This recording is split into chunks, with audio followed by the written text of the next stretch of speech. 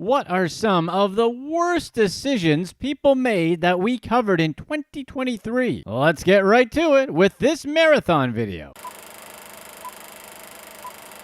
These criminals just couldn't wait to steal from innocent people. Let's get right to it, starting with number 6, a model scam. Fashion model Annie Dutt stole credit card information and ripped off a bunch of chemist warehouses, an Australian discount pharmacy chain. Dutt, whose family fled war-torn South Sudan when he was 3, was scouted while hanging out with friends at a hotel in Sydney. By 2016, Dutt was signed with the prestigious Chadwick Models Agency. Dubbed South Sudan's 3rd most handsome man alive, Dutt worked for some of the world's biggest designers, such as Tommy Hilfiger, Camilla and Marc, and Jack London. Even though he was pretty successful, Dutt apparently felt like he needed a side hustle. Being paid to be good looking just wasn't enough. So he bought stolen credit card information from illegal websites that acted like a marketplace for people wanting to commit fraud. Once Dutt had the card information, he went on shopping sprees at various chemist warehouses locations in Sydney. After buying a bunch of whatever you'd buy at a discount pharmacy, off-brand desktop fans and cheap makeup probably, Dutt returned to the items and requested that the refunds go to his personal bank account rather than back onto the card. When Chemist Warehouse and Dutt's victims eventually figured out they were being scammed, they contacted law enforcement. Investigators found security camera footage of Dutt making the purchases and arrested him. Police seized Dutt's cell phone where he had a tab open for ccvstore.net, a website that sells credit card information, including the numbers, expiration dates, and CVV numbers. They also uncovered that he shared at least 6 of the 19 card numbers he'd acquired with a third party. But buying and selling credit cards from the dark web was far from the only crime he committed. In 2013, Dutt was convicted of assault. Then, in 2016, his license was suspended for driving under the influence. He temporarily lost the ability to drive again in 2020 after getting behind the wheel with that suspended license.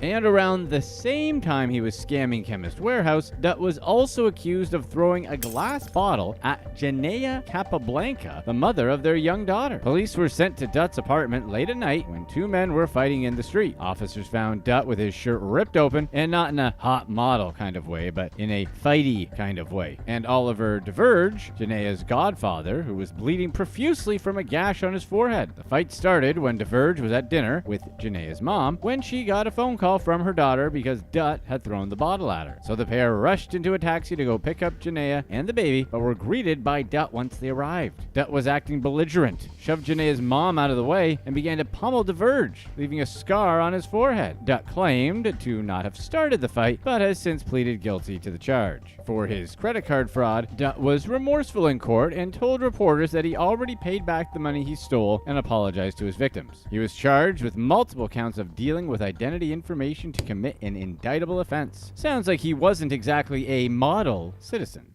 Number 5. She'll be back soon.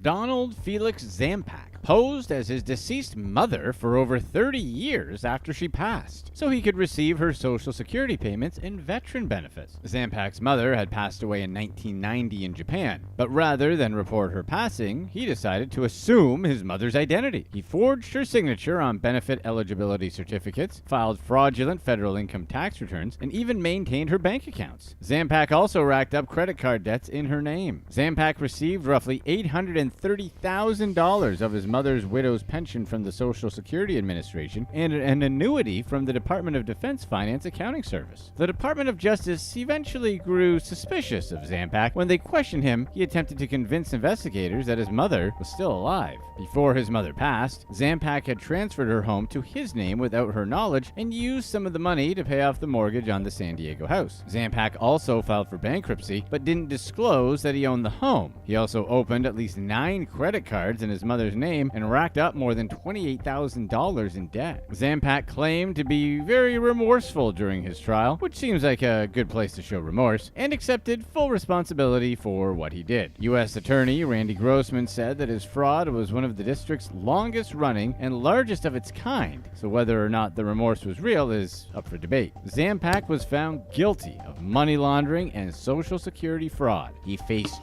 20 years in prison and a $500,000 fine for money laundering, and an additional 5 years in prison and a $250,000 fine for Social Security fraud. He also had to give back his mother's former property as restitution. The story would have been a lot more fun if he'd been dressing up like his mom too, in a sort of lighthearted psycho. Like a Weekend at Bernie's thing. Think of the hijinks. Number 4. The house always wins. Accountant Ben Carter defrauded clients out of millions of dollars to fund his gambling problem. Carter was the money man behind Australian beer brand Drink West, co-owned by rugby star Nathan Cleary and UFC fighter Tai Tuivasa. Carter's Sydney-based firm, Carter's Tax Advisory, rose to prominence during the COVID-19 pandemic. During that time, it won multiple local business awards, starred in local newspaper ads, and developed a solid social media presence. The company had even partnered with well-known establishments and organizations like the rugby team Penrith Panthers. In late 2009, the firm released a promotional video of Carter shaking hands with one of the team's executives. Carter's Tax Advisory promised to provide players and staff with financial advice. But rather than make elaborate purchases or fund a lavish lifestyle, Carter just dumped all the money into gambling. Almost all the cash went into his sports bet account, but not even the stolen money was enough to fund his gambling. Carter also added some of his salary, business funds, dividends, and loans to keep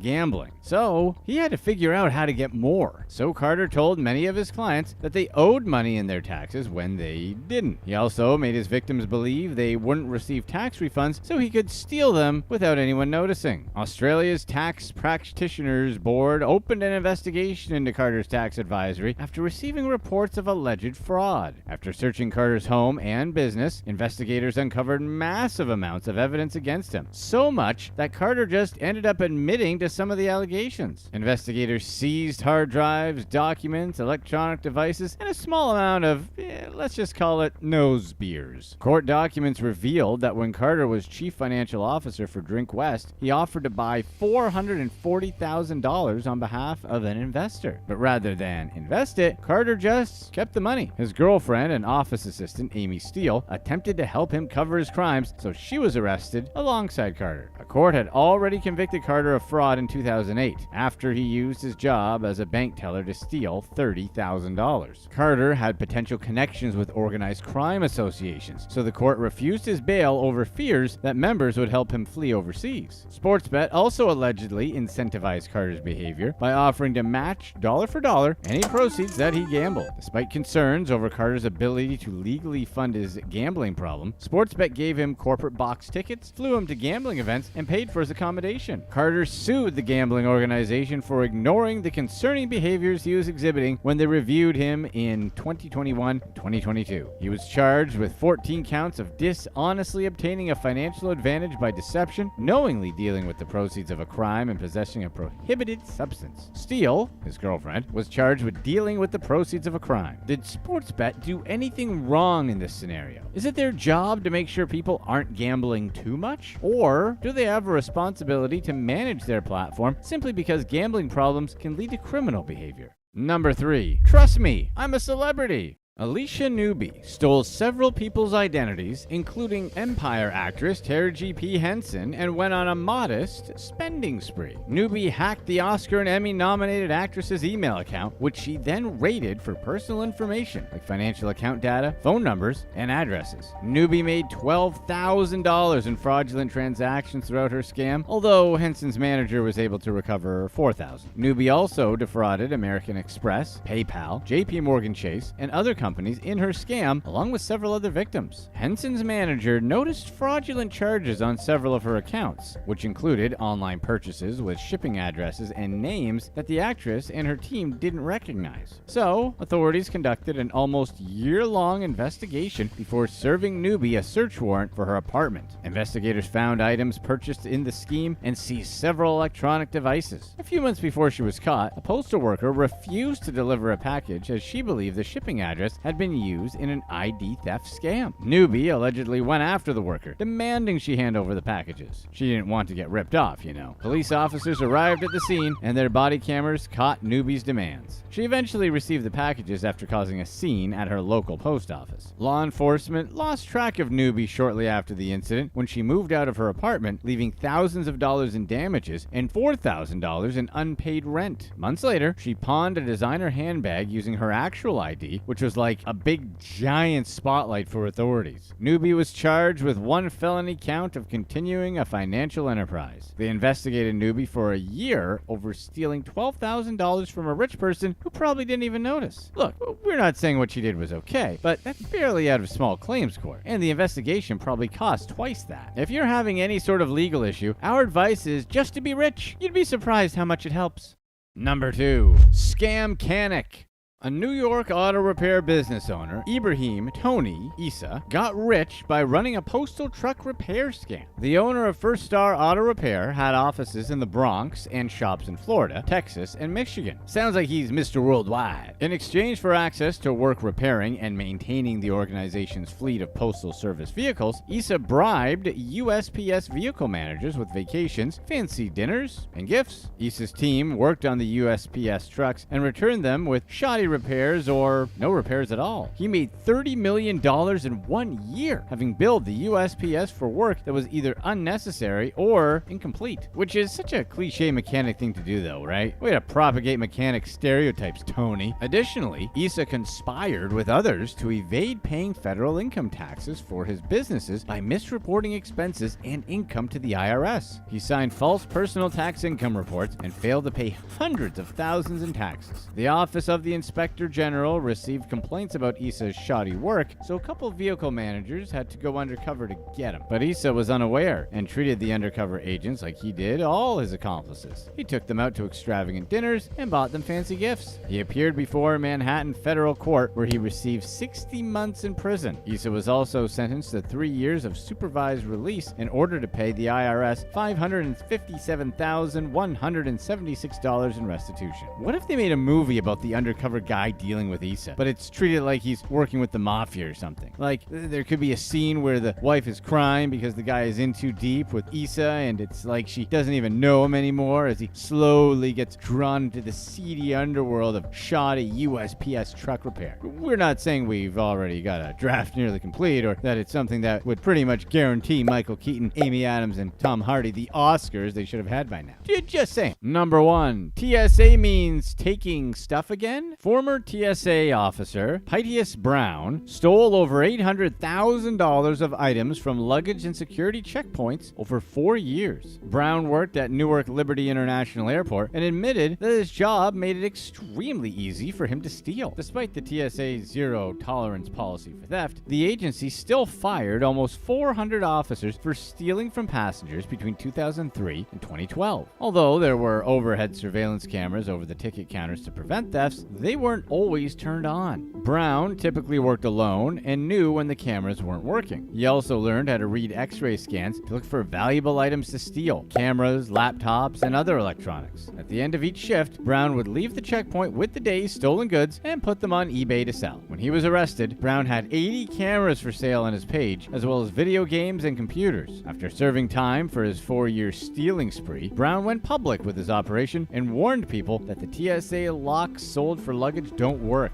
Apparently, TSA employees know how to pick them without detection. Really though, does anyone use those things thinking they're going to stop anyone that's not a toddler? Some guy's like, click, now my stuff is secure. If that was you, we're sorry, but don't rely on those things. They look like what you get out of those quarter machines or something. Brown blamed his actions on how the agency treated him as an employee. The low pay and poor morale made it too tempting and easy to steal. In July of 2023, 3 other TSA officers were arrested. Elizabeth Fuster, Labarius Williams, and Joshua Gonzalez worked at Miami International Airport. Surveillance footage captured the trio attempting to distract passengers during screenings to steal items from their luggage. Gonzalez and Fuster confessed to repeatedly stealing from travelers, taking an average of $1,000 a day. Footage also caught Williams and Gonzalez taking $600 from a passenger's wallet during the screening process. Many believe the TSA's lack of training and minimal experience requirements were the the reasons for the issues. While transportation security officers are one of the last layers of protection against someone taking weapons or explosives on a plane, the requirements for the position are minimal. Transportation security officers only need a high school diploma or 1 year's experience as an X-ray technician, security industry professional, or aviation screener. Once they pass their substance screenings, background checks, and medical evaluations, they're on the front lines, screening 2.2 million passengers every day nationwide. The TSA released a statement about its no-tolerance policy for workplace misconduct, and that arrests such as those of Brown, Gonzalez, Fuster, and Williams were rare occurrences. It doesn't sound like the thefts are rare, though, does it? The agency also said that it performs screenings as required by the Aviation Security and Transportation Act. It recommended that flyers empty their pockets and place all valuables in carry-on bags. Why? So they don't have to look for your wallet? Whenever a company says they're doing the required this or that, it always comes off as really disingenuous, though, doesn't it? Like they're screening employees because they have to, but they're put out about it. Brown said that there were so few anti-theft protocols in place that he left the checkpoint one day with a Nintendo Wii in hand. Public safety officials, however, have raised concerns about the fact that people who should be concentrating on travelers' safety are distracted by the prospect of stealing, which also feels really disingenuous. Oh, so you guys think that they should be doing their jobs instead of stealing? That's your big statement?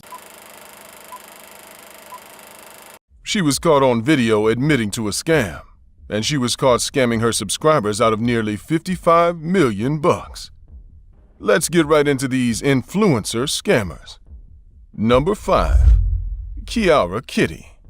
For some people, kindness is second nature to them, and when they hear their love interest needs money, they give it without blinking, even if it's their life savings and even if they've never met this person in real life. This is the story of the 7 men that Kiara Kitty allegedly scammed online. Kiara Kitty is a Singaporean celebrity Twitch streamer with over 214,000 followers with whom she shares her daily activities. 2021 was quite tough for her right from the beginning. Her account got suspended from the platform in January and again in March over a supposed wardrobe malfunction. In June, she was in the middle of a love scam scandal when a YouTube channel shared an incriminating video online. The leaked video is a recorded phone conversation between a woman who was supposedly Kiara Kitty and an unidentified man whom she refers to as Honey. In the 15-minute conversation, the woman bragged about scamming 7 men and being natural at scamming people. Her first and biggest victim was a man she scammed for $30,000. She gained the man's trust over 1 year of playing video games together online and gained his sympathy by telling him about the abuse she suffered from her ex-boyfriend when she was younger. She also claimed she had a growth in her kidney and needed money for medical care. He loaned her $30,000 in bits over 2 years. When he realized she had scammed him, he started asking for his money, but she proposed a romantic relationship instead. They saw each other once, but she claimed he was nerdy and she wasn't interested in him. To discourage him from touching her, she told him that her father went after her when she was younger. She then broke his phone to erase all evidence of her scam, told him he was too dramatic for her, and broke up with him. She also admitted to targeting him because of how vulnerable he was. His father was dead, and his mom was his only family, so she got him to open up to her by listening to him and being his friend. The entire scam went on for about 2 years. When he reported her to the police, she lied to them that she was his girlfriend and he was just angry about an earlier fight and that he had been taking care of her. She then bragged about how the police would never be able to trace the money and how it was her victim's fault for giving her their money in the first place. Her other victims included a man living with disabilities and another man she collected $60,000 from for her fake kidney tumor. The guy worked 2 jobs and gave her all his money, and he was bankrupt and skinny when she was done with him. Kiara Kitty later denied the accusations in an Instagram post. She said she had heard rumors about her that weren't true, and she had contacted the police to handle the matter. But several accounts on Instagram talked about how their friends had been Kiara Kitty's victims in the past. Kiara Kitty never faced any fraud charges. Today, she's still a celebrity on Twitch, doing streams and making money. Between 2020 and 2021, she made about $122,000 from sharing live videos. Number 4. Disability Act.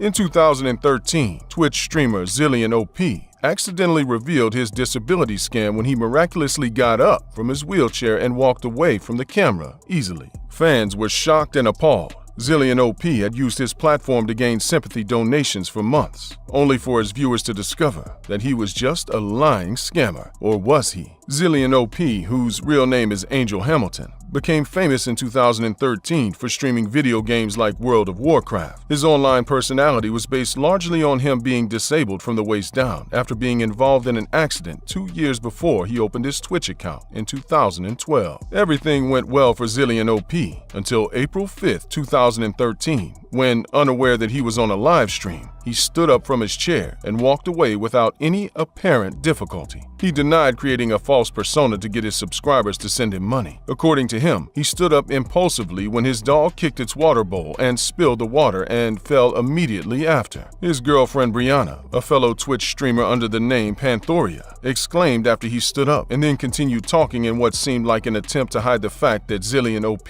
stood up from his wheelchair. He returned to the camera seconds later and switched off the camera, possibly after realizing his mistake. Zillion OP, like every Twitch streamer, used his account to receive donations from his fans. He allegedly received about $20,000, which he claimed to use to buy some gadgets for his streaming services, a new wheelchair, and to move closer to his girlfriend. After the incident, Twitch banned Zillion OP and his girlfriend's accounts for terms of service violations and canceled Zillion OP's partnership with the platform. A Twitch representative later released a statement apologizing for Zillion OP's conduct and offering refunds to Zillion OP's subscribers. His subscribers felt betrayed and they trolled him all over the internet until he completely disappeared in 2015. Zillion OP never admitted to committing fraud. He returned to Twitch in 2021 under another identity. It's Bluish. When fans recognized him, they reported his account for ban evasion, and once again, Twitch banned him from the platform. Number 3. Nutty Act.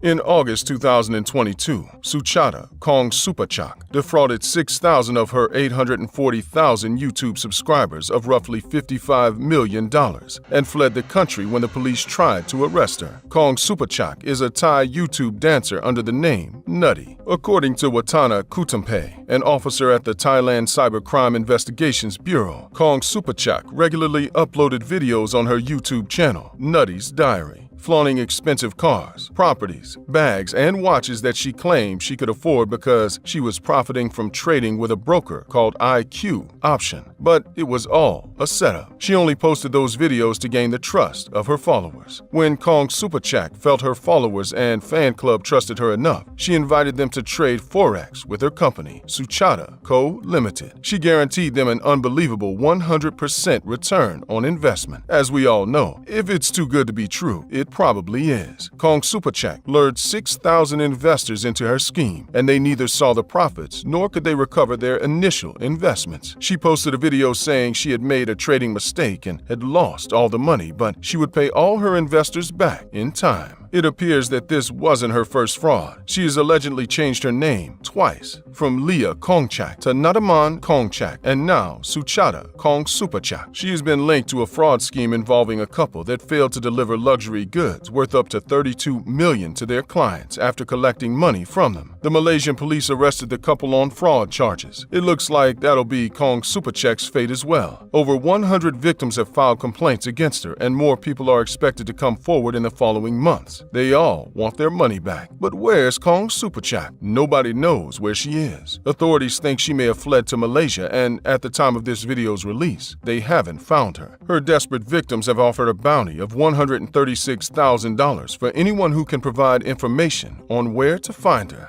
Number 2. Instagram trading.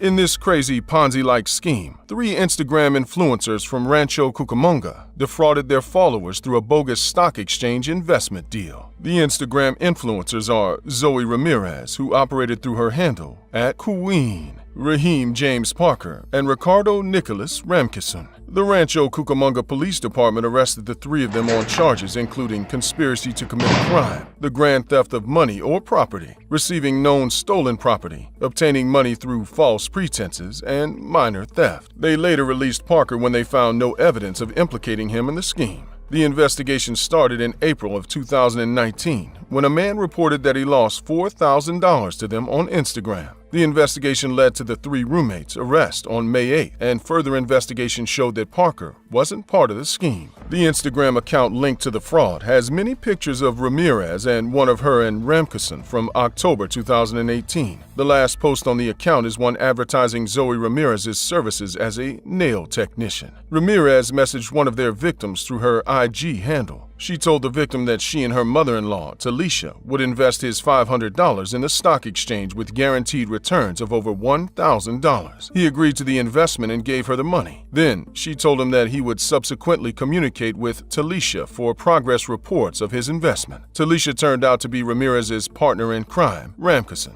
Ramkisson communicated with the victim via text messages. In the following 2 weeks, the victim sent large amounts of money to Ramirez, believing he was investing and building his portfolio. After a while, he asked Talisha to sell his stock and give him his money. They told him his money would be ready on a specific date, but when the date arrived, the money was nowhere to be found. Every time the victim tried to collect his money after that, they would ask him to pay additional hefty sums to release his money. They never paid the victim his money, and he lost $4,000. They scammed many others in this manner. Altogether, they defrauded their victims of $1 million. When detectives searched their apartment, they discovered many incriminating things that corroborated their victims' claims. Among them was a large amount of US dollars and other items that identified more of their victims. Number 1. Matheru Sisters. The Matheru sisters tried to blackmail Nigerian billionaire Femi Otedola by threatening to post some sensitive information about him on Twitter. But interestingly enough, it's the sisters who claim that they're taken for the ride by Otedola. Jyoti and Kiran Mathuru are Indian sisters, Instagram celebrities, and thorns on the sides of Nigerian billionaire housewives. They were born and raised in Toronto by middle-class Indian immigrant parents, but their humble backgrounds didn't stop them from going after everything glittery and expensive. The sisters are famous for their extravagant lifestyle and the frequent quarrels they pick with the wives of wealthy Nigerian businessmen on Instagram. Although they officially live in Canada, they're staples in the Nigerian nightlife scene, where they make a habit of seducing rich Nigerian men, getting sensitive information on them, and then threatening to release that information to the public unless the men paid them off. This was their modus operandi until they met the man who wouldn't succumb to their wiles, Femi Otedola. Femi Otedola is a billionaire oil mogul from Nigeria. His father, Michael Otedola, was a politician and former governor of Lagos State, so Femi was born into wealth. But from a young age, he had a knack for business. He would provide manicure and pedicure services for his father and his father's friends and write them a payment receipt. The business acumen followed him into adulthood. In 2003, seeing the unexplored opportunities in the fuel retail industry, he established Xenon Petroleum and Gas Ltd., a company that distributed petroleum products. His business crashed during the late 2000s drop in oil prices, but Otedola picked up the pieces and decided to tough it out. He established Forte Oil in 2010, expanded his business interests, and today he's worth roughly a little bit over $1.8 billion. He features on the Forbes list as one of the wealthiest men in Africa. So, how did Femi Otedola become entangled with the Mathuru sisters? It all started when Kiran and Otedola were in a romantic relationship that lasted for months but ended before 2016. In 2016, Kiran claimed that Otedola wanted them to resume their relationship, but she refused him, and he got angry and had her and her sister arrested as revenge. Otedola didn't make any public statement about the affair, but Kiran's story isn't quite what the rest of the world believes. Jyoti and Kiran started their sugar baby career when Jyoti got involved with a Nigerian petroleum magnate in 2006. They quickly grew accustomed to the luxurious lifestyle he showed them, and they moved from him to several other wealthy paramours over 10 years. They would sometimes take revealing pictures and videos of these men and threaten to post them on social media. The men would have to pay them to avoid damaging their reputation. Blackmailing wealthy businessmen and prominent social figures appeared to be good business because the sisters lived very lavish lives as professional sugar babies. They had countless shoes and clothes from all of the best designers in the world, several chests full of priceless jewelry, and 3 expensive cars. all paid for by one business mogul or the other. They posted pictures of themselves on yachts, shopping at the best stores, and dining at the finest restaurants, and quickly earned the nickname Canadian Kardashians. It all came crashing down when the Nigerian police officers barged into their hotel room on December 23, 2016, and arrested them for the humiliation and cyberbullying of 274 people. Mostly Africans. They spent 18 days in custody under deplorable conditions. During this time, the police took them to Otidola's house, and he warned them that he could have had them jailed for 10 years or longer if he wanted, unless they cooperated. By cooperating, he meant that they should apologize to him in a video. They apologized and went back to Toronto, Canada. After a few months, Kieran flew to Venice, Italy for furniture shopping when Italian customs officers arrested and detained her for another 40 days. Meanwhile, Giodi tried to travel to the U.S. but couldn't make the trip because the American customs officials at Toronto Pearson International Airport informed her that there was an outstanding arrest warrant waiting for her there. The sisters eventually went home and stayed off social media for some time. Although they still have wealthy boyfriends who take care of them, they've developed their own brand of clothing now. Isn't it great when people actually fight back to crime? Let's get started with number 6. He'll mop the floor with you. Neil Stranix, a convenience store employee, stopped an armed robbery using only a mop, bucket, and his own hands, Jason Bourne style.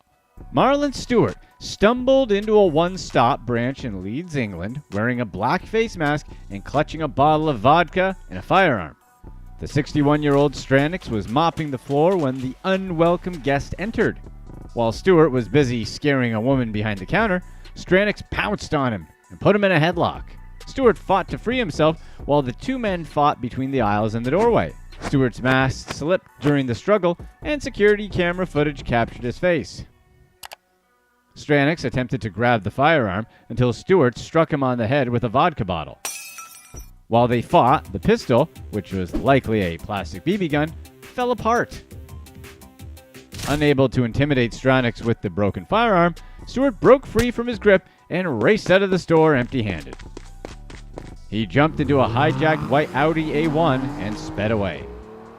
The one-stop branch wasn't the only place Stewart committed a crime that night. After buying a bottle of vodka, he entered a park, brandished his weapon, and robbed 3 19-year-old men.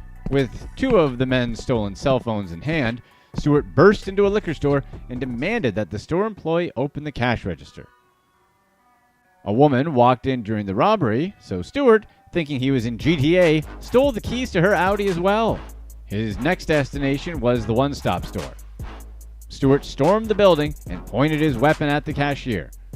That's when Stranix quickly intervened. After getting beat up by a 61-year-old man, Stewart drove around the city, swerving in and out of traffic, running red lights, and hitting barriers. Stewart's erratic driving in the stolen Audi called way too much attention, and several people reported his dangerous driving to the police.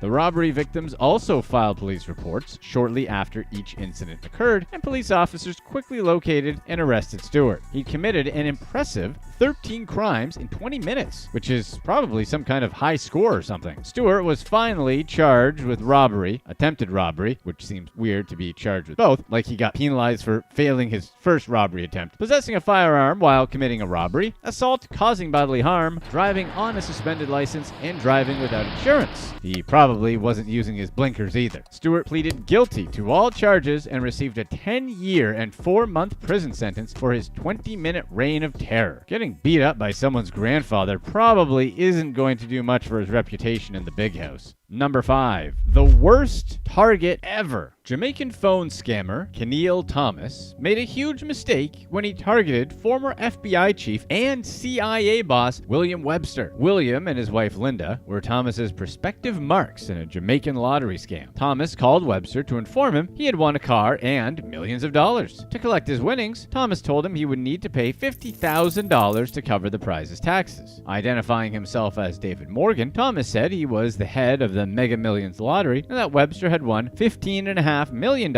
and a brand new Mercedes-Benz. But Webster, who served as director of the FBI and CIA under Jimmy Carter and Ronald Reagan, wasn't buying it. Webster and his wife repeatedly declined the offer, prompting Thomas to start being threatening. So Webster notified his former colleagues at the FBI, who recorded follow-up calls between the couple and Thomas. In a later phone call, the scammer said the Websters had actually won a $72 million package. But he was angry that the couple hadn't paid him yet, so he threatened the supposed lottery winners, the Websters, by claiming he was spying on both of them. Thomas then made graphic threats to Linda, talking in depth about the damage he could do to her with a firearm. The Websters had received other scam calls in the past, but none as intense as Thomas's. Typically, the fraudsters were pleasant and would move on to the next victim when they realized the couple wasn't interested, whereas Thomas was persistent and intimidating. Unaware that the FBI was on his trail, Thomas actually flew from Jamaica to New York, where he was arrested at JFK International Airport, earning himself a prison term. Shouldn't scammers do at least just a little bit of background check on their targets? Number 4. Catching a different species of snake. Australian snake wrangler Bryce Lockett exposed a con artist who pretended to be a bank employee so he could scam victims out of their money. The scammer went by the name Eric and claimed he worked for Suncor, one of Australia's top insurance and banking companies. Eric called Lockett on behalf of Suncor's financial advice and fraud investigation team to tell him they had flagged his account due to 6 suspicious transactions to Crypto.com. The fraudster said he needed to confirm Lockett's identity to stop the transactions and that he would provide a call reference number. Lockett, not taking the bait, played along at first, but then called Eric out by complimenting his scamming ability. Eric, who spoke in a well-enunciated British accent, pulled the old, "What? Who? Me?" bit and said he was a bank employee, not a scammer, which is exactly what a scammer would say. Lockett was no stranger to these calls and told Eric that it was the 3rd time he'd received a call like this. Each time he'd contacted Suncor to confirm the calls were scams. Caught in the act, Eric dropped the posh accent and spoke with his natural Scottish one. He also dropped his guard, saying he was Scottish and had never been to Australia. The tone of their conversation changed, with Eric asking Lockett what the weather was like in Australia and suggesting they should meet up if he ever got out that way. Lockett said that if Eric stopped scamming him, he would consider it. Lockett then asked Eric why he worked as a con artist, and of course he said money. So Lockett reminded him that he caused a great deal of harm with this scam, but Eric didn't care. He pointed out that he would never meet his victims, and since he pretended to work from Suncor, he thought the bank would give them their money back anyway. So to him, there were no real victims. A few weeks before Eric called, fraudulent transactions popped up on Lockett's account. Someone skimmed his card and bought $1,000 worth of gift cards. He contacted Suncor, who were in the process of paying him back when he spoke to Eric. Since Eric used the standard terminology an employee would use, it was easy to believe he was legitimate. Lockett filmed the interaction and posted it on TikTok to stop others from falling for similar scams. The video was viewed over 1.5 million times. Bryce Lockett seems like a cool dude, and we've never been to Australia either, so just saying.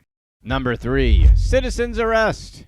When the police showed no interest in tracking down the person that stole Scott Dunster's credit card, the dad took matters into his own hands. A thief broke into Dunster's car outside his home and took his wife's purse, which had their joint debit card. Shortly after, he noticed a $75 charge from a liquor store to his account. Dunster screenshotted the transaction and took it to the police. However, law enforcement showed little interest in finding the thief and took no immediate action. So Dunster, like some 1950s hard-boiled detective, visited the liquor store where his card was used and requested the security camera footage. With footage in hand, Dunster posted images of the transaction on Facebook. Local social media users soon identified the criminal as Joseph Cass. When a friend told him that they saw Cass nearby, Dunster tried the police again but failed to get through, prompting him to find the criminal by himself. Dunster made his way to the location and spotted Cass, where a pursuit quickly ensued in a crowded area. He tackled Cass, pinning him to the ground with the help of some nearby security guards. Nearby officers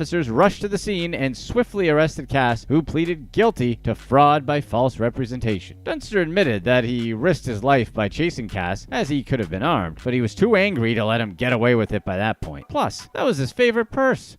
Number 2. Not a cop.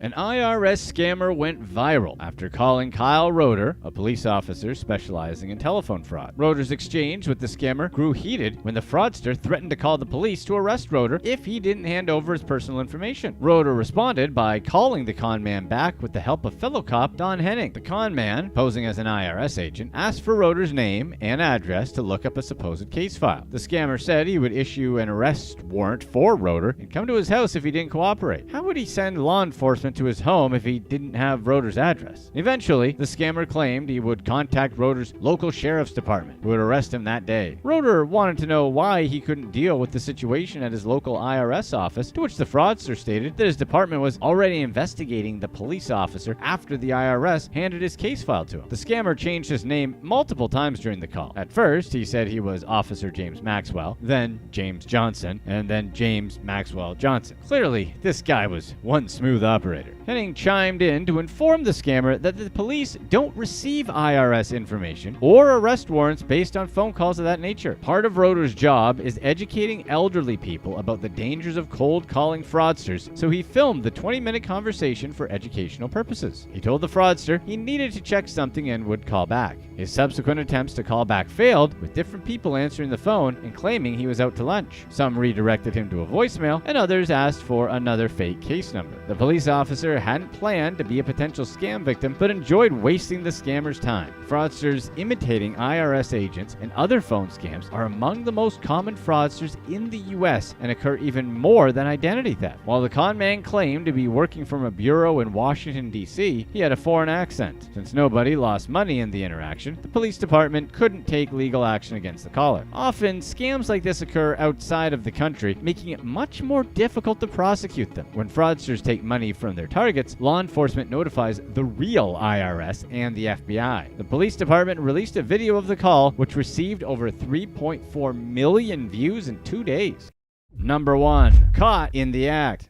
Sal Mercado refused to be a burglary victim when two men broke into his California home. Mercado came home to find an unfamiliar car parked out front with a driver sitting behind the wheel. Though it probably wasn't the safest thing to do, Mercado ran into his house where he encountered two burglars in the act. They attempted to flee when they saw Mercado, with one slipping past him as he walked into his home. But Mercado hit the burglar over the head as he ran toward the getaway car. The criminal fell onto the grass in the front yard, but pulled himself onto his feet and ran to the vehicle. The second burglar, Alexis Provost Aranguez, was still walking down the stairs carrying jewelry and electronics. Mercado wasn't about to let Aranguez leave without a fight. While the getaway car was getting away with the first burglar, he wrestled Aranguez to the ground. Mercado shouted for neighbors to call 911 as Aranguez squeezed out of his grip. The homeowner chased after him, shoving him into the bushes on the side of his property. Mercado grabbed Aranguez's arms and pulled them behind his back. Mercado then put his entire body weight on Aranguez's head while waiting for the police to arrive. When officers reached the scene, they arrested the Chilean national, who faced felony charges of first-degree residential burglary and conspiracy. Aranguez and his accomplices were suspected members of a South American theft group. The group was responsible for a recent wave of crime tourism where they send burglars on trips to the US. They would often fly through LAX and target homeowners across the state, returning to their home countries with stolen goods. Considering where he was in Southern California, it sounds like Aranguez was lucky all he got was pinned.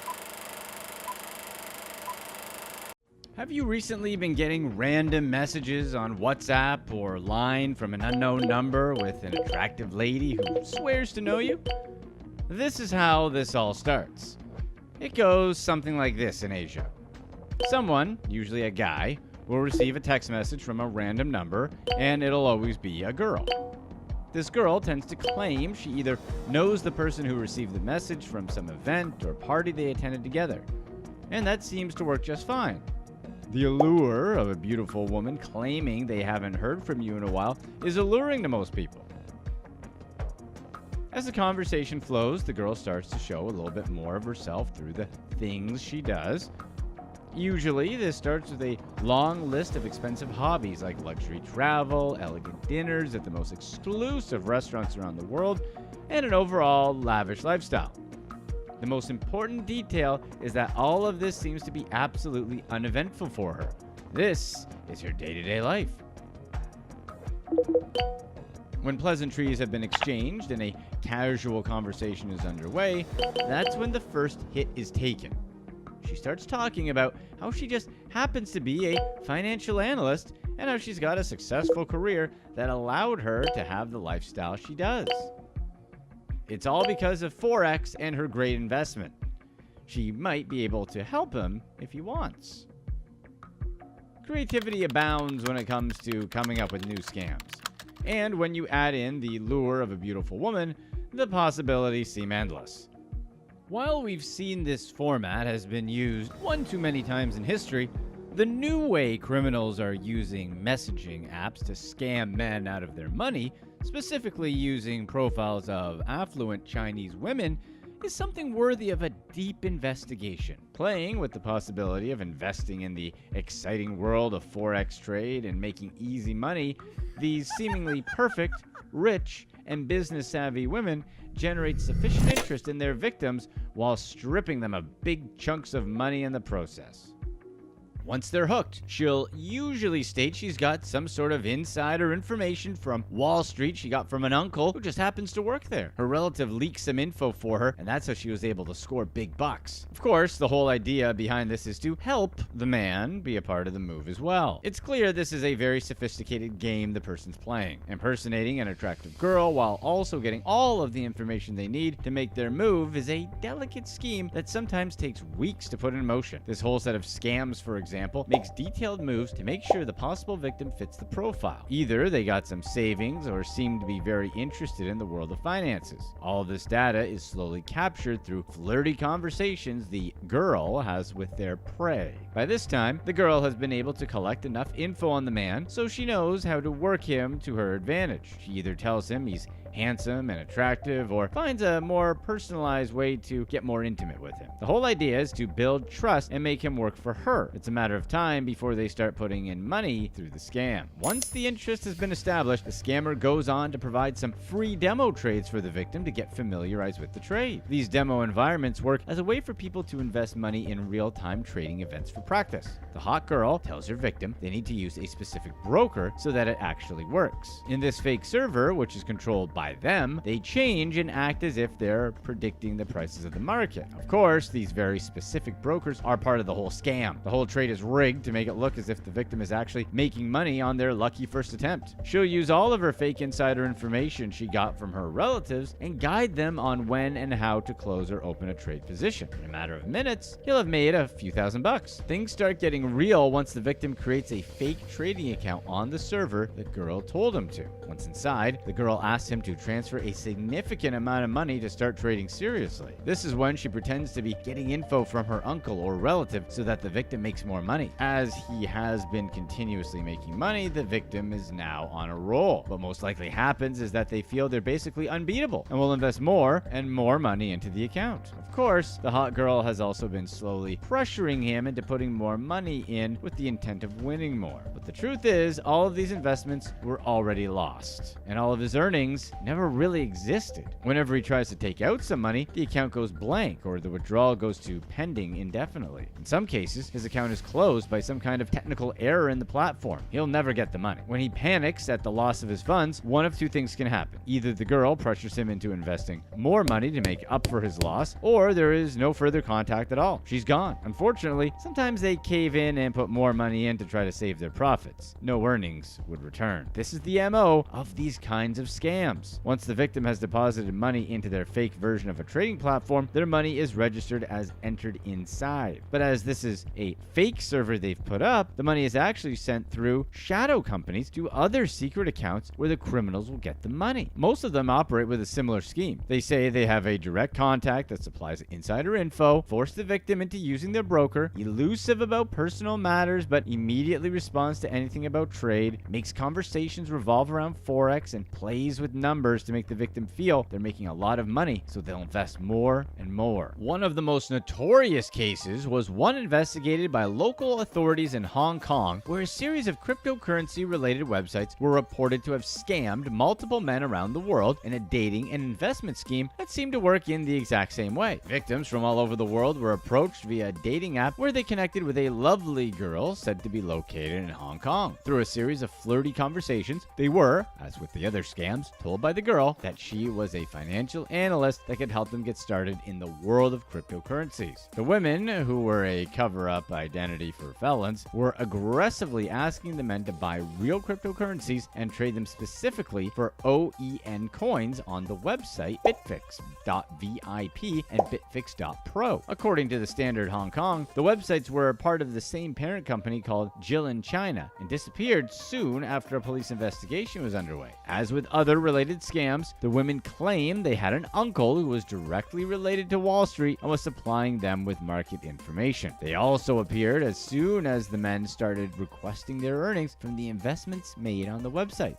Several victims lost sums between $2,500 to $25,000 investing in the fake servers. Authorities in Hong Kong closed the case, claiming there was no way to prove this had been operated from a local server since its IP address kept changing continuously. The women would incite digital love affairs with their victims and use that as a hook to make them invest thousands of dollars on OEN. Some of the victims were told to buy bitcoins from crypto exchange Kraken to be substituted by OEN coins in bitfix.pro to be used as currency for their investments. OEN came under investigation because of its fraudulent background. Bitfix.pro, the website used for the suspected Hong Kong-based scam, is directly linked to OEN.Asia, a website known to strictly promote OEN coins. Both of them were registered under Zhu Weindong, who has been related to 5 other websites selling similar crypto schemes. Several online blogs commented on the fact that OEN is actually a coin that never really existed. The primary site where it's sold, bitfix.pro, has severe security breaches and could easily access users' information, like the victims who invested in it. While authorities in Singapore, Japan, and Hong Kong had been alerted, OEN was still going around being promoted by very elaborate online dating schemes. As expected, once the victims wanted to withdraw their funds, they were told to invest larger sums in cryptocurrency, a sure way to make more money. Some of the most notorious cases included a German engineer named Christian. He said he was approached by a Chinese woman named Li via Ablo, a messaging app. For about a month, he kept in direct contact with Li, who kept bragging about her success investing in OEN. Then, in a matter of 2 months, he was trading bitcoins for OEN on one of the websites Li suggested. His profits seemed to be going through the roof. After trying to get his money, he realized he had been scammed out of $25,000. He was in deep distress. Another standout case is Raj, a 30-something Indian man living in Switzerland who matched on Tinder with a Chinese woman named Bella. He went through the same ordeal of buying cryptocurrencies and exchanged them for OEN coins. At the same time, he went on to check Bella's identity, only to notice her pictures actually belonged to another woman in Taiwan. When he told local police and they tried to contact her, she had blocked him on WhatsApp. He lost more, $25,000. Vincent from the UK was told by a beautiful lady with whom he matched on Tinder that he would make profits of 20 to 30 times what he invested if he went on to put money in OEN. All of this because she had an uncle working inside Wall Street. Vincent was robbed of almost $3,000. None of these men's identities, including their last names, had been revealed. A standard approach remains the same in all of these cases. A popular dating or messaging app used to connect with men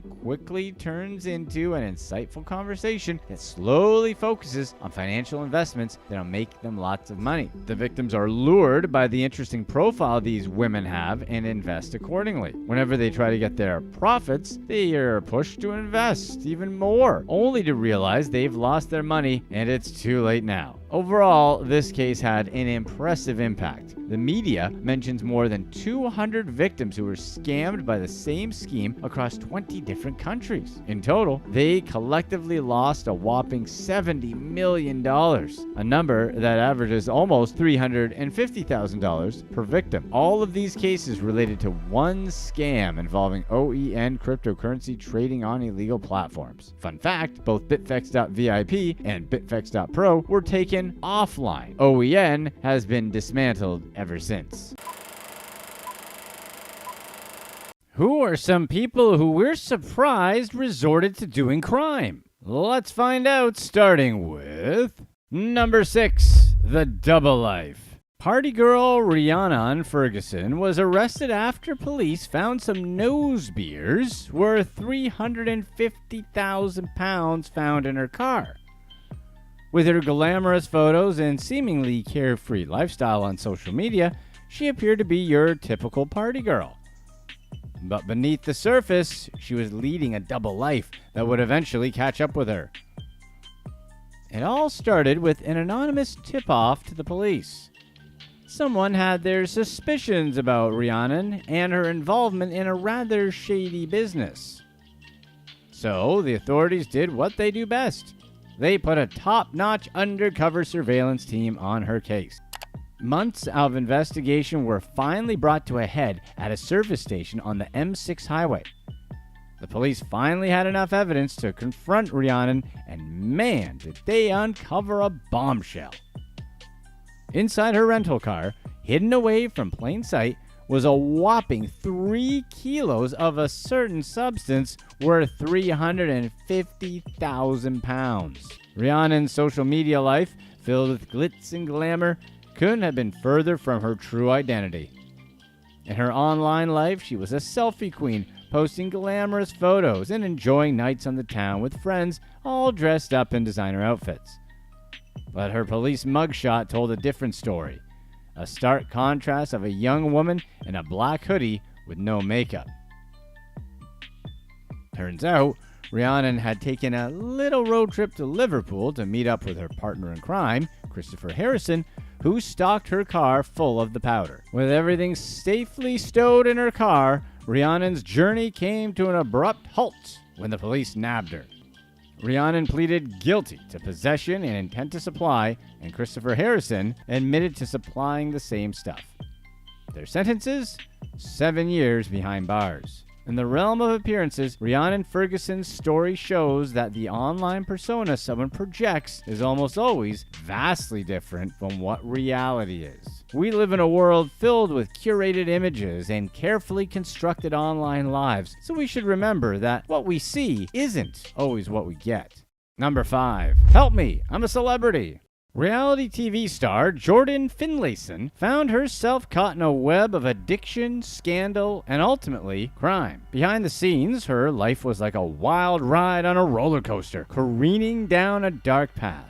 Jordan's life took a turn as she got caught up in a whirlwind of legal trouble. Jordan was waitressing at a party in Sydney, and the guys, in full party mode, tossed their wallets into a bag, leaving their precious credit cards and driver's licenses ripe for the picking. Jordan saw her chance and decided to snap some pics of the cards. Eventually, the partygoers began noticing some shady stuff happening with their cards. One got a surprise $750 notification from Centrelink telling him that a COVID disaster payment had been made and processed in his name. He also got a charge to a sports betting website for nearly $5,000. When he attempted to file his taxes, he was told that a return was already submitted in his name. Another man had been charged for a bunch of coffee and Uber rides, and a third man had 5 of his cards used without his permission. As the investigation unfolded, turned out Jordan wasn't the sole culprit here. She handed over the stolen card information to a sidekick who went on a spending spree. In court, Jordan switched her plea from not guilty to guilty. She could have landed herself a comfy spot behind bars for 7 whole years, but the court decided on a 12-month community corrections order, hoping Jordan would sort out her issues. Once she got out of prison, Jordan embarked on a quest for redemption. She cut off toxic friends, started studying entrepreneurship, and even picked up promotional and modeling gigs. However, old habits are hard to get rid of.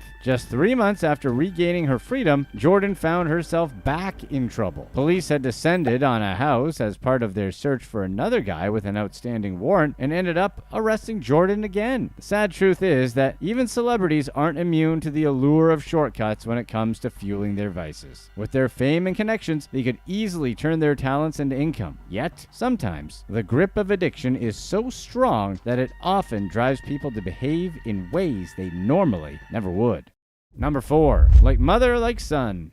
In a coffee shop in London, a child was caught on camera apparently stealing a phone from a distracted worker while seemingly being directed by his mother in an elaborate scam. So, there's this coffee shop in Lewisham in London, minding its own business, brewing up lattes and cappuccinos, but little did they know they were about to become the setting for an audacious plot. In one corner, we had the mastermind, aka the child's mother, and the other, an unsuspecting barista. The mom strolled up to the counter, engaging the barista in some chit-chat. She started to ask for change, but she wasn't really looking for change. It was all a clever ruse to keep the barista's attention locked on her. While the mom was busy discussing how much change she needed, or whatever nonsense she could come up with to distract the barista, her pint-sized partner in crime, decked out in a blue coat, started making his move.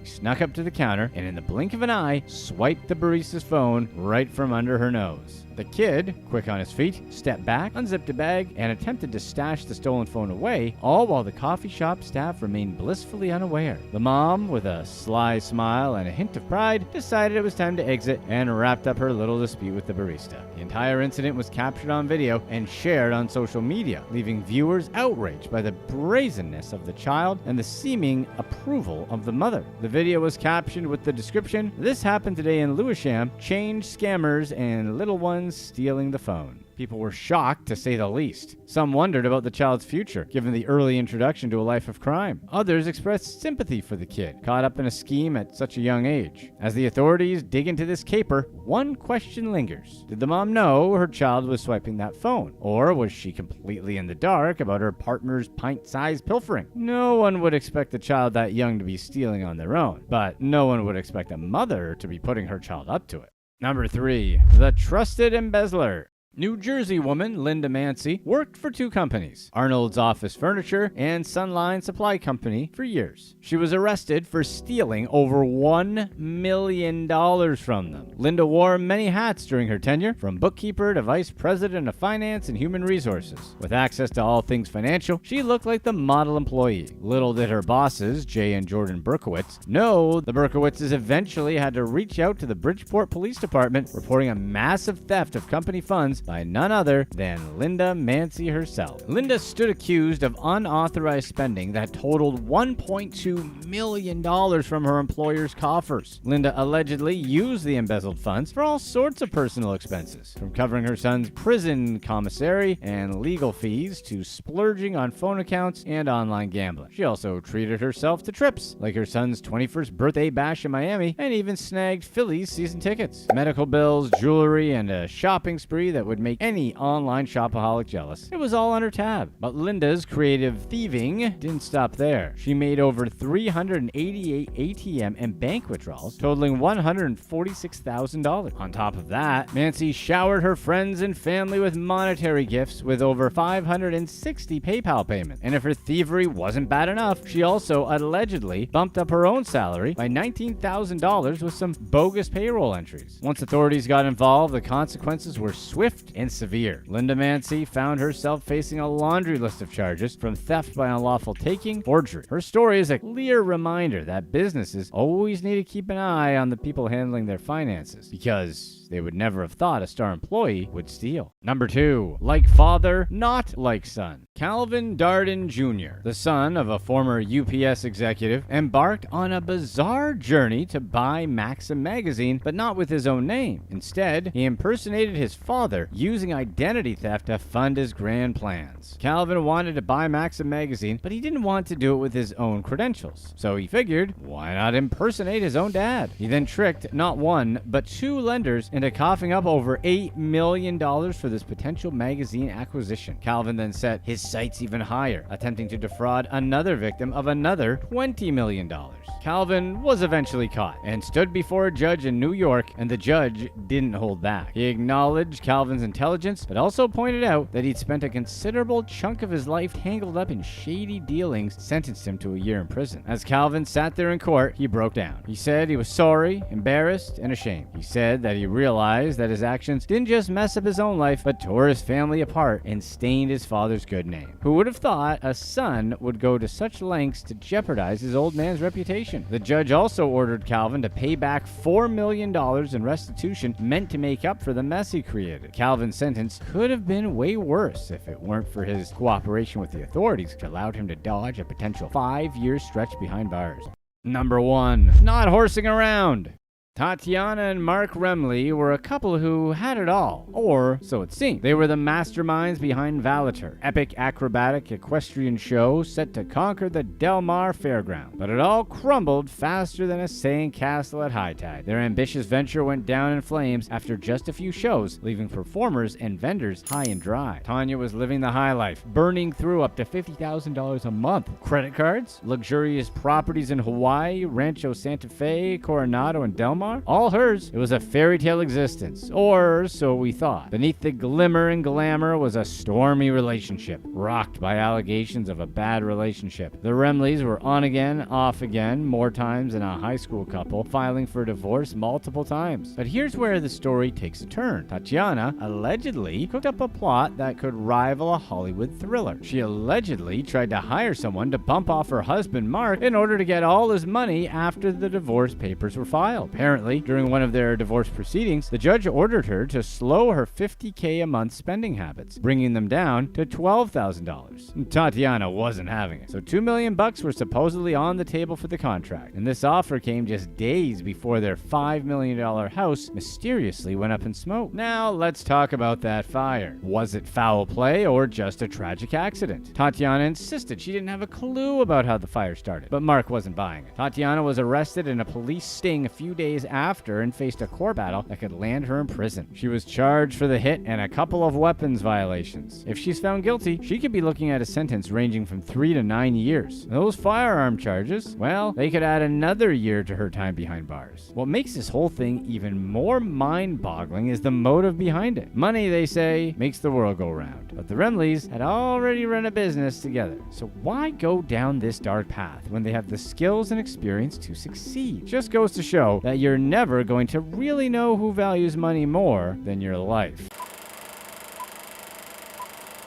Who are the people who we should probably kick out from the gene pool? Let's find out, starting with number 6, a sad meatball. Social media influencer Deja Blackwell, better known as Meatball, a name she apparently chose herself, joined a crowd of looters as they stormed Philadelphia's Center City neighborhood. The mass looting occurred on a Tuesday evening in September 2023. The group, mainly consisting of teenagers, targeted several businesses, including Apple, Lululemon, Foot Locker, and a liquor store. Meatball posted videos where she laughed and cheered on the other looters in her Instagram stories.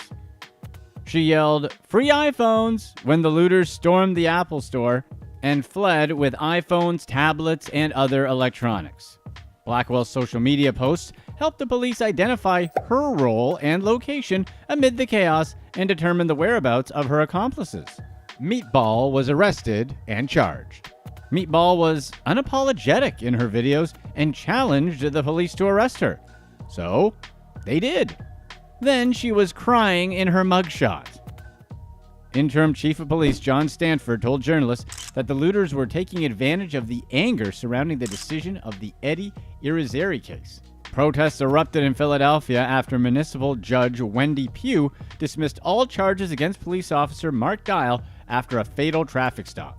52 other people were arrested for their involvement in the lootings. And why would you ever challenge the police to arrest you?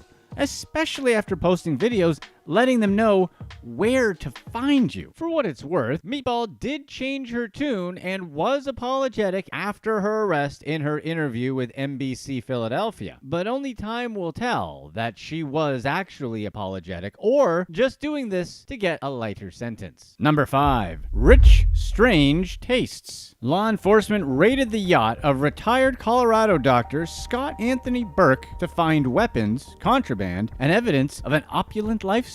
Burke practiced medicine in Denver, but upon retirement, spent part of the year at his property in the exclusive Ocean Reef Club in Key Largo, Florida, a private gated community where its wealthy members pay millions of dollars for privacy. The club offers extreme security measures so that members can enjoy their waterfront homes away from curious onlookers and the prying eyes of the general public. It has a private airport and even fingerprints visitors. Many describe it as a place where the wealthy can do whatever they want, using their privilege privilege to break rules. Families rarely stay at the club compared to people who arrive in their private jets to party for a week and then leave. Locals have observed that the community hosts strange individuals who come for short-term, luxurious stays. As well as residing in the Ocean Reef Club, Burke also owned a $2.3 million mansion in Englewood, Colorado, and a luxury yacht, the Jess Con, registered in the Cayman Islands. The Jess Con was a 70-foot motor yacht with multiple decks, guest cabins, an owner's cabin, and a hot tub, and it could accommodate 2 crew members and 8 guests. The boat had a history of running aground, but avoided significant damage. After traveling to Nantucket, law enforcement received a call about a woman possibly overdosing on the Jess Con. Authorities located Burke's vessel within the Nantucket Harbor anchorage, where they found a woman in need of medical assistance who they took to a nearby hospital. But officers encountered much more than a medical emergency when they arrived. They found several illegal substances, weapons, and ammunition aboard the yacht. Several ladies of the night were also aboard the vessel at the time. Burke claimed to have all the appropriate licenses, but they were issued outside of the state of Florida and expired a year ago. So officers arrested Burke and charged him with multiple charges such as possessing a firearm and possessing Class A and Class B contraband. As of this video, the case is ongoing. And doesn't this almost sound like one of those horror movies where rich people are like hunting homeless people or something? They have their big compound and get-togethers, and there's like one random person who doesn't belong but was invited and they have to get away. We're not saying it's that, but it's totally that.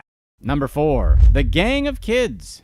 A group of teens decided to relentlessly go after gas station cashier Leah Johnston. One teen felt that he needed to put his hands on her so his friends could steal from behind the register. The teen bought his accomplices time to raid the Washington State gas station's shelves for vapes, cigarettes, cash, and candy, and all the while laughed at Johnston while she tried to fight him off. The 6 teenagers wore matching black hoodies while pillaging the cigarette case behind the cash register. As they ran out, they dropped most of their haul and left with less than $100 from the register. The teens fled the scene in a stolen Kia and Hyundai. Law enforcement recovered the stolen vehicles shortly after the incident. While Johnston knew that similar raids had occurred throughout her city, but she never imagined one would happen at her store. She was in physical pain from the experience, but she confessed that her pride also took a beating as well. As of the release of this video, the local police are still investigating the case, and there's a $1,000 reward for information on the 6 suspects. So these guys went after some poor lady and then dropped half their stuff on the way out? It's bad enough that it even happened, but does the fact that they dropped most of it make the situation worse or better? Let us know in the comments.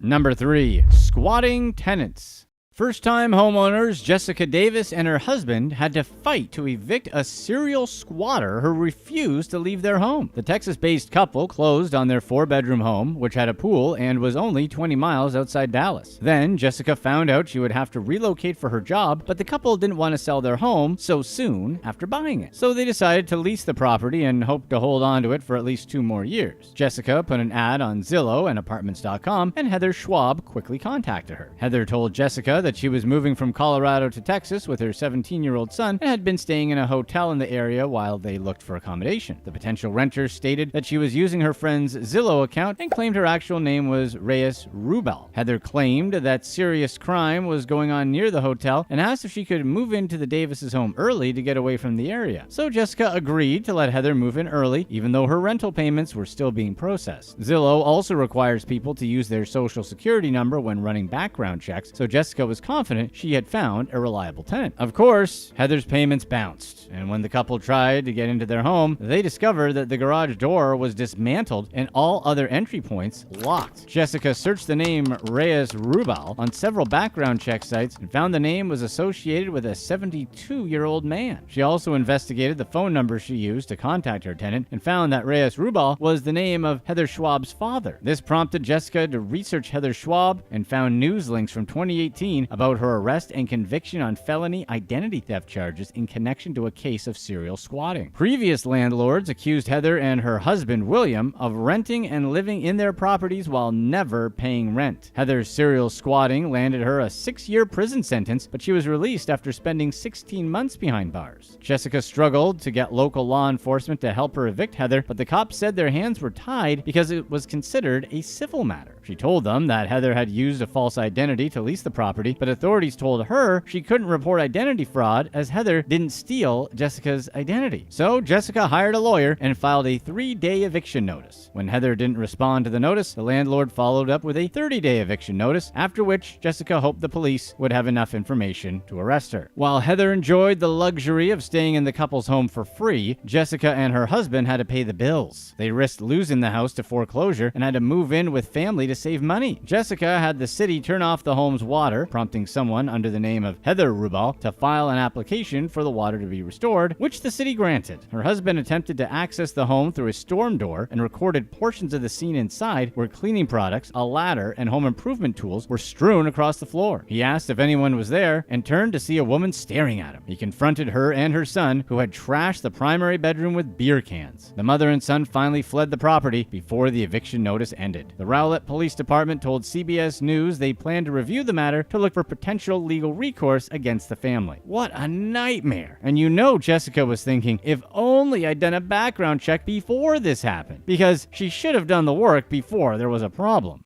Number 2. Discovering squatters. Handyman Flash Shelton filmed the moment he got revenge on squatters who took up residence in his mother's North Carolina home and got 3 million views on YouTube. Squatters moved into Shelton's mother's vacant home and refused to leave. He had put the house up for rent after his father passed away, as his mother couldn't live there alone. A woman who worked as a prison guard asked about the home, but Shelton denied her application as she had no money or credit. Shelton planned to continue looking for a tenant, but the soon-to-be squatter already had a truckload of her belongings on its way to the property. She explained to Shelton that her things were delivered by accident and she would deal with it, but that was a lie. And soon, the home was full of additional squatters and furniture. The police said they couldn't enter the house as it seemed there were people living there, meaning Shelton would have to go through the court system. Aware that going through the courts could take months, Shelton decided to take matters into his own hands. So he drew up a lease where he listed himself as the home's resident, even though he doesn't live in North Carolina, and drove to the property. He waited outside until they left, then let himself in and installed security cameras. Accompanied by his dogs and a firearm, he confronted the unwelcome residents as they returned. He told them they had until midnight to get everything out, or he was going to do it himself, and caught the whole thing on camera. So the family grabbed their things and split. Shelton posted the video of the incident, which people across the country used as inspiration for dealing with their own squatter situations. His tactic was dangerous, but it worked. Remember that if you have properties, check up on them frequently if they're unoccupied, or you might find yourself in a situation. Number 1. Final boss of squatting. And we have even more, you guessed it, squatters. Serial squatter Tamisha Holmes Bay fled a Texas home after faking a lease, changing the locks, and insisting she and her family were entitled to stay there. The actual homeowner, Linda Jiang, went to the property to do yard work when she discovered a family of 5 living inside the house. She asked them to leave, but they refused. And when Jiang returned to the property later on, she found out they'd changed all the locks. Holmes Bay claimed she never trespassed on the property and had signed a lease and paid $6,000 to live there. The fake lease listed the names of all the squatters, but did not include Jiang or her husband's names or information. So Jiang called the police, who told her that the case was a civil matter and there was nothing they could do to help. They said this despite the fact that the family of 5 had broken into Jiang's house and were trespassing. The squatters had lived in her house for over a month when Jiang decided to contact the local news to raise awareness about the situation. A local news reporter confronted Holmes Bay, who said she had no idea what was happening. She mentioned the fake lease and stated that she had moved to Texas from California with her family to start a new life. The reporter had discovered that Tamisha's husband had a warrant out for his arrest, so when she brought it up, the serial squatter Tamisha claimed she didn't know about it and said that the reporter was violating her rights to privacy and that she was going to the UN. Then she claimed to have filed a police report where law enforcement sided with her. Bet that report was pretty intimidating, right? According to public records, Holmes Bay had actually spent decades in Texas and during that time had faced 3 evictions. When the police learned that the document was forged, they gave Holmes Bay and her family 2 days to leave the property or they would face trespassing charges. Jiang returned 2 days later to find the doors were unlocked and the family was gone. These people wouldn't just lay down to the injustices they faced. Find out exactly how they fought back, starting with number 6, Scam the Scammer. When Jean, a 73-year-old Long Island grandmother, received a call from someone impersonating her grandson, she knew she was being scammed. The man on the phone said that he was in prison for getting in a car accident while drunk driving. He said he needed his grandma to come through with thousands of dollars in bail money. So, Jean decided to scam the scammer. She acted like she believed the lie and continuously fielded calls from several different men pretending to be her grandson. In another phone call, a different man said he was her grandson's lawyer who needed $8,000 to bail him out of jail. Jean continued to play along. She said she would hand over the money if someone came to pick it up from her house. Jean called the police to have them ready when the scammer came to her front door. As soon as he arrived at Jean's home, she opened the door and handed him an envelope filled with paper towels. Just as he turned to leave, the Nassau County police officers tackled him to the ground and placed him under arrest. It was all recorded on Jean's doorbell camera. The suspect turned out to be Joshua Estrella Gomez. He was charged with attempted grand larceny in the 3rd degree. Jean appeared in the headlines as the cool, crime-fighting grandma whose crime-stopping skills may have been aided by her 20-year career as a 911 dispatcher. Number 5. No Sundays off. Marie Jean Pierre, a 60-year-old woman from Miami, won the best retirement savings she could have asked for after winning a lawsuit against her former employer. Pierre worked at the Conrad Hotel for over 10 years as a dishwasher. She started at the Hilton-owned hotel in 2006 with one of the least fun jobs you can get in hospitality. But she drew the line when her boss refused to let her have Sundays off to attend church. Pierre told her boss that she's a member of the Soldiers of Christ Club, a Catholic missionary group that helps the poor. But the Conrad Hotel didn't care. In 2015, Pierre's boss ignored her request for Sundays off. For a few weeks, Pierre's co-workers traded shifts with her so that she could go to church. But that was only going to work for so long before her co-workers couldn't help accommodate her. Eventually, she missed 6 straight weeks of her Sunday shift and was terminated. Pierre filed a lawsuit with the Equal Employment Opportunity Commission against the Conrad Hotel on the grounds that they violated the 1964 Civil Rights Act, which protects workers from discrimination on the basis of race, religion, sex, or nationality. Pierre said that her bosses retaliated against her refusal to work on Sundays and created a hostile work environment that eventually led to her termination. A federal jury ruled in her favor and ordered the hotel to pay $21 million in damages, plus an additional $35,000 in missed wages and $500,000 for emotional pain and anguish. But there's a cap on punitive damages awarded in federal court, so Pierre couldn't receive the full $21 million she was entitled to. While it may not be the full amount, she'll get at least $500,000. Besides the money, Pierre's lawyer was hopeful that this verdict will set a precedent for future employers who don't want to accommodate their workers' beliefs. The Conrad Hotel released a statement in response to the verdict saying that they were disappointed in how the case panned out, but that they planned on filing an appeal. At the end of the statement, they reiterated that the Conrad Hotel is a safe and welcoming place for everyone, just not the Soldiers for Christ. Number 4. Out for revenge. Acacia Udino, a divorcee from Arizona, was looking for love when she received a Facebook message from a stranger saying, "What's up, beautiful?" It wasn't like Acacia to respond to messages like that, but something about Will Jackson interested her. They had mutual friends, so she was less suspicious. She messaged him back, and they started a relationship over the next few weeks that involved constant calling, texting, and FaceTiming. When a close friend ditched their Christmas plans, Jackson offered to buy her a plane ticket to Los Angeles to take her mind off of things. She agreed. Jackson purchased the boarding pass. But when she got to the airport, airline staff told her that the ticket wasn't valid. When she called Jackson, he insisted that the tickets were good. The flight was boarding soon. In a pinch, Jackson told Udino to buy a new ticket, and he promised to reimburse her. Udino arrived in LA late that night, and Jackson picked her up at the airport. He took her to the movies and seemed even better than he was on the phone. The next morning, he cooked her a full breakfast of bacon, eggs, and grits. Then he drove her back to the airport. He texted her on Sunday just to say good morning, but the next day, she woke up to see $3,000 missing from her bank account. The bank statement listed charges from a fast food restaurant, a transfer of $2,500, and an airline ticket from Dallas to LA. Udino immediately had a feeling that Jackson was the culprit. When she tried to reach him, she realized that he blocked her from texts and calls. Between 2002 and 2012, William Howard Jackson accumulated 75 charges in 3 different counties, scamming the women he dated. About half the charges were felonies, including fraudulent use of a credit card and grand theft. His public defender said it was one of the longest rap sheets he'd ever seen. But by 2014, Jackson's exes and victims found each other on Facebook and started networking. They created awareness about Jackson's crimes on social media, reaching out to current and former girlfriends, and sometimes even their parents. In January 2019, Jackson convinced yet another woman to fly out to him in Los Angeles. He asked her to cover the cost of a rental car since his card had apparently been declined. She said yes, but the next morning, Jackson left her and drove away in the car that was under her name. She called the rental car company to see if he returned the car, which he didn't. When another of Jackson's victims saw the stolen rental car parked outside his house, the police finally had enough evidence to make an arrest. Finally, Jackson was in police custody.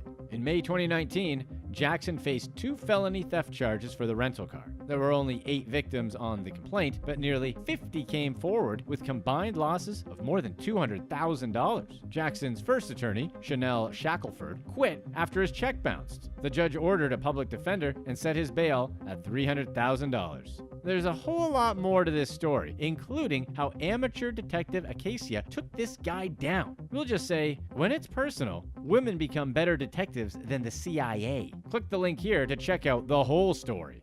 Number 3. Towed out to dry.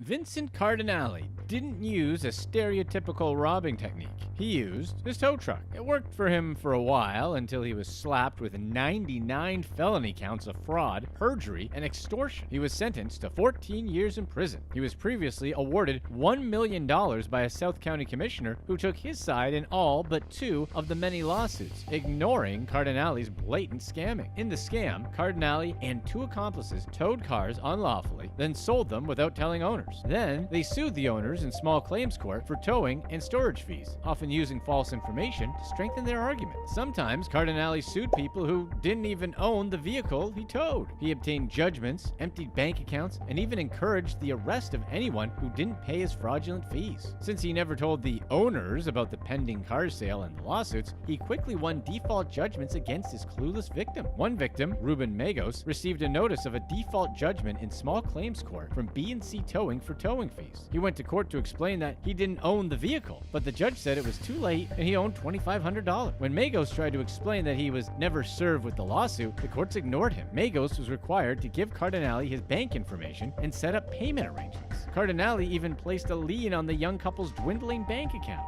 There were 12 more people in court that day who denied ever owning the vehicle in question. One victim had to tell her husband that she didn't have grocery money because of the payment she had to make to B&C Towing. Cardinale mostly targeted middle and lower class people, many of whom were struggling to make ends meet or could hardly speak English. He sued retired San Jose firefighter John Castro Jr. and his father. When Cardinale realized the elder Castro died, he penciled in Jr. next to the father's name on the DMV paperwork for the 1981 BMW. Another victim was an Air Force major executing missions in Afghanistan. His security clearance was threatened when the lawsuit caused his credit score to decline. Basically, Vincent Cardinale was not a cool dude. Things started going downhill in 2005 when Cardinale sued State Farm Insurance for back fees on 2 cars the company didn't own. When State Farm didn't win the case, they appealed and brought in attorney Gregory Adler as a witness. He worked for an online auction company that sold the vehicles in question on behalf of State Farm. Adler got suspicious when he noticed just how many lawsuits B&C Towing filed. He started documenting evidence of fraud and helped several victims subpoena DMV records to prove their innocence. Above all, Adler couldn't understand how the city commissioner, Gregory Salvador, didn't notice a pattern in Cardinale's scamming. Salvador should have noticed that all of the defendants had the same story of never owning the vehicle in question or being served with a lawsuit, but he couldn't be bothered. So, Adler decided to go after him. In 2007, he sent a formal complaint about the city commissioner to presiding judge Catherine Gallagher. For the Cardinales, scamming was the family business. Cardinale's son, Vincent Cardinale Jr., was the owner of B&C Towing, going and was sentenced to 8 years in prison after pleading no contest 59 felony charges, including attempted grand theft, perjury, embezzlement, and many more. Cardinale's daughter, Rosemary, was sentenced to 4 to 6 months in jail on charges of obstructing justice, grand theft, and perjury. Her husband, Gregory, was sentenced to 150 days of electronic monitoring for attempted grand theft. Number 2. Fool Me Twice. In 2018, in Paterson, New Jersey, two 21-year-olds tried to scam grandparents for cash. It worked for a while, and they even earned $10,000 from their scamming, until one grandpa outsmarted them. Edgar Trejo Tavares and Kevlin Garcia called a 93-year-old man from Arkansas who chose to remain anonymous, claiming to be his grandson's attorney. They said his grandson was involved in a drunk driving accident and was hospitalized with a broken nose. They asked him for $50,000 for his grandson's bail. To add some drama to the story, the fake attorneys told the grandpa that the other person involved in the crash was a pregnant woman who is now at risk of losing her baby. They told the grandfather not to tell anyone about the phone call or the accident because the grandson was embarrassed and didn't want word getting back to his parent. Another man called the grandfather and negotiated the bail down to $3,500. He told the elderly man to mail the bail money to an address in Bordentown Township. The grandfather didn't fall for it this time. He knew better, since he was similarly scammed before. The elderly man called the police to let them know that he was being scammed. Bordentown Township police involved the U.S. Postal Inspection Service to arrange for a controlled delivery of the cash. The police wanted to catch them in the act. Officers watched as Garcia and Trejo Tavares accepted the shipping envelope from a postal carrier. Then they pulled the pair over and found the envelope filled with cash and an additional $10,000 from other people they scammed. Trejo Tavares also had a fake New Jersey driver's license and was arrested on the spot. Garcia was released pending court appearance, and Trejo Tavares was additionally charged with possessing a false government document and was jailed in Burlington County until the detention hearing. Number 1. The Cab Fare.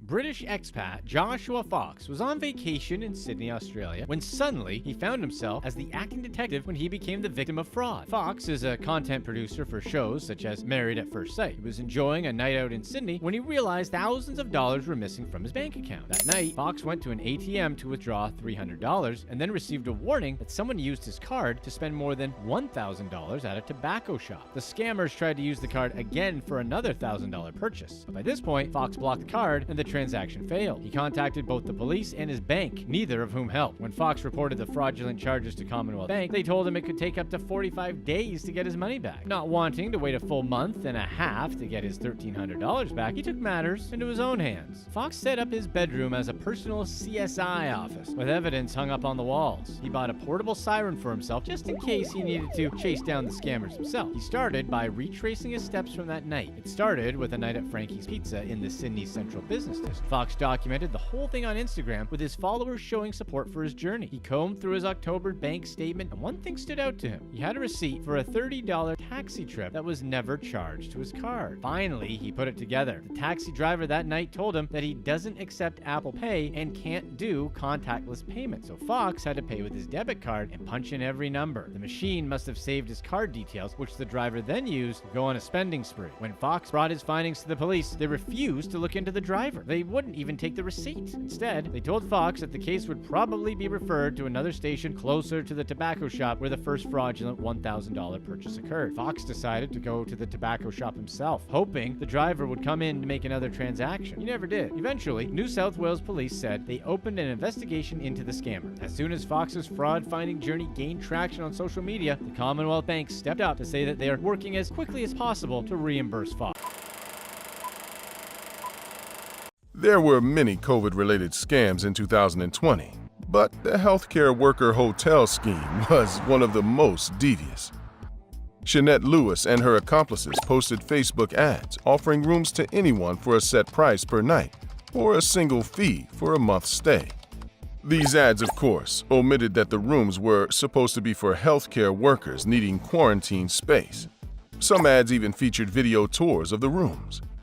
In the ad caption, Lewis would typically offer her online guests 3 different options: $50 for a one-night stay, $175 for 2 weeks, and $300 for a whole month.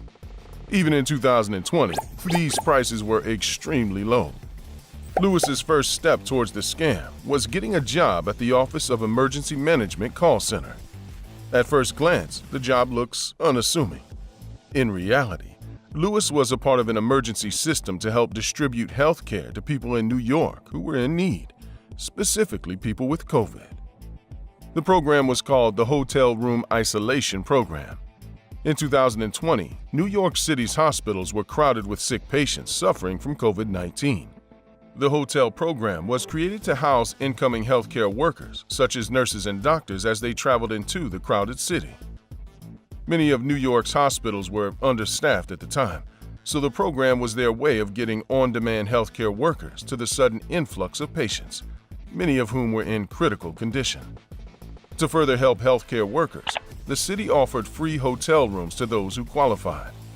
The healthcare worker had to show that they couldn't safely isolate themselves to qualify. The overall goal was to ensure that healthcare workers could have a safe place to stay while treating COVID-19 patients. New York, especially Manhattan, is a playground for viruses. The city needed to do everything it could to prevent transmissions from getting out of control. As COVID-19 spread throughout New York, Lewis was one of the emergency call center workers in charge of booking the rooms for healthcare workers in the city. At some point, Lewis realized that she had access to dozens of hotel rooms across all 5 boroughs, and the government would pay for each one she booked, as long as she ordered the room through her office, of course. The program started in March of 2020, just as COVID started ripping through the United States. Then, in April, Lewis and her team kicked off their scheme, making their best effort to market the hundreds of hotel rooms at their fingertips. They used online ads to lure in potential guests and took videos of the actual hotel rooms to show that their offers were genuine. They wound up posting most of their ads on Facebook. But Lewis and her accomplices were going for volume more than high profits. They wanted to find people in New York with little money and no place to stay. It didn't matter whether they were healthcare workers, homeless people, or people traveling to the city. The ads also mentioned that the rooms were only available within the city limits of New York's 5 boroughs. The city-sponsored hotel room program only extended to hotels in New York, so Lewis was handcuffed to the city limits. She was also limited in letting her guests choose where they wanted to stay, a privilege offered by most hotel agencies like Priceline and Kayak. Nevertheless, Lewis didn't let the geographical limitations and lack of service quality keep her from booking a ton of rooms. Lewis booked her own room for 28 days to save some money for herself. The program only allowed qualifying healthcare workers to stay for 14 days. Other than paying for food and gas, the city of New York paid for her entire stay, which was extraordinarily expensive, even by big city standards. A big hook in Lewis's marketing was that the hotel rooms were in 5-star establishments, as her Facebook records show.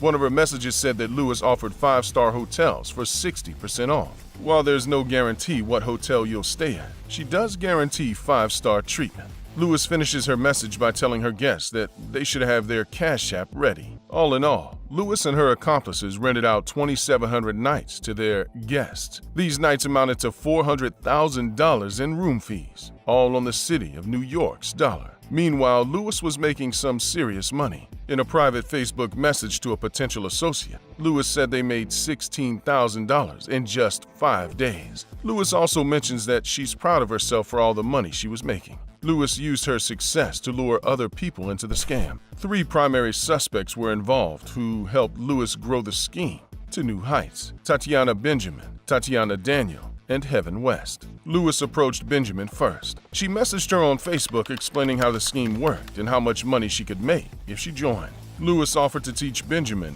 the ropes of it and revealed that she had access to the information that the city uses to book the rooms, such as the applicant's info. She also discussed another scheme she was running at the time involving fraudulent unemployment benefits. Benjamin was interested in working with Lewis. She realized the earning potential and that it wouldn't be around forever. She messaged Lewis saying, quote, "Let's go get this bread while this thing is still active." As her message indicates, Benjamin knew the hotel room program wouldn't last. It was just to alleviate the current viral emergency. She also knew that the authorities would come for them sooner than later, which turned out to be an advantage later on. Like her friend Lewis, Benjamin stayed in the hotel rooms using the program's money. Investigators allege she stayed in one room for 14 nights while claiming to be a respiratory therapist. After getting Benjamin on board, Lewis recruited Daniel, who also masqueraded as a respiratory therapist. Lewis also recruited a 20-year-old West to work with Daniel, while Benjamin spent most of her time working with Lewis. Perhaps it was West's inexperience that led to the group's downfall.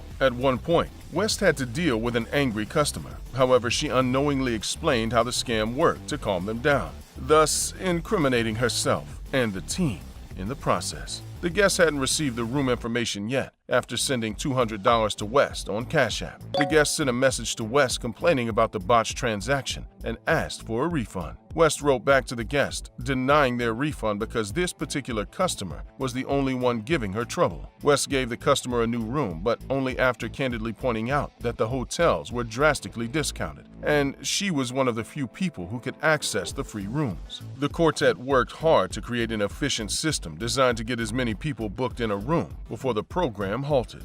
They all had nicknames like a heist movie. Lewis was called Nettie Hot. Benjamin was referred to as Banks, and on other occasions as Lyric Mother. Daniel was named Kimura Daniel. However, West didn't have any nicknames that investigators knew of.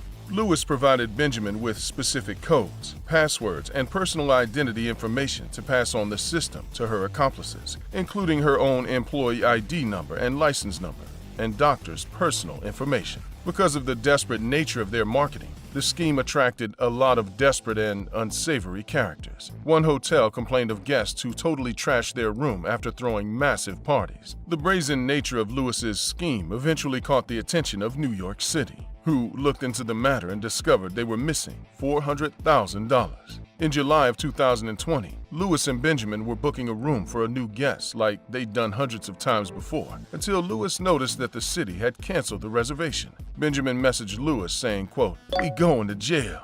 She was right. Lewis and Daniel were arrested in New York shortly after the surprise room cancellation. West was also arrested in Atlanta. Meanwhile, authorities couldn't find Benjamin. It's unclear how she managed to hide, but she's been missing since the charges were filed against the hotel room scammers. She was still at large as of October 2021. Back in the New York courtrooms, Lewis was in a lot of trouble. Investigators were livid. She played the city twice, once with hotel rooms and another with unemployment benefits fraud. As mentioned earlier, Lewis was also involved in an unemployment scam. Local authorities charged Lewis with fraudulently obtaining government benefits meant for people who couldn't work. Lewis, of course, was perfectly able to work, but stopped coming in around February 2020. Nevertheless, she managed to work at the call center and book rooms. In total, Lewis claimed over $45,000 in unemployment benefits from February to July 2020. While it's impossible to measure the damage these four did to people's health and well-being, the toll is probably high. After all, they rented 2,700 nights to people who didn't need it. Nights meant for frontline workers in the early stages of a global pandemic. Click to watch one of these next videos and let us know in the comments section. Would you rather quarantine in a hotel for 7 straight days or have to run or walk 10 miles?